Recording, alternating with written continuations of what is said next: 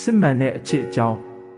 အချစ်ဆိုတာအတူတူအိပ်ယုံနဲ့ချင်းတွေ့ယုံတက်တက်နဲ့လည်းမဟုတ်တလို့တစုံတစ်ယောက်နဲ့24နာရီပတ်လုံးစကားပြောနေယုံနဲ့လည်းအချစ်လို့မခေါ်ပါဘူး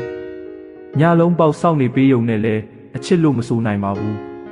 တကယ်တော့အချစ်ဆိုတာတင်ဘလောက်ပဲဆိုးရွားနေပါစေအဲ့ဒီအဆိုးတွေကိုတီးလျက်နဲ့တင့်ကိုမပြောင်းလဲပဲဆက်ချစ်နေပေးတာကိုခေါ်တာပါ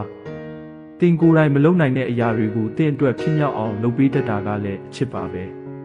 တင်မျက်ရည်တွေနဲ့ဝမ်းနဲ့ပူဆွေးနေချိန်မှာတင့်ကိုနွေးနွေးထွေးထွေးပွေ့ဖက်ပြီးစိတ်အေးအောင်ချော့မြူပေးတာကလည်းအချစ်ပါ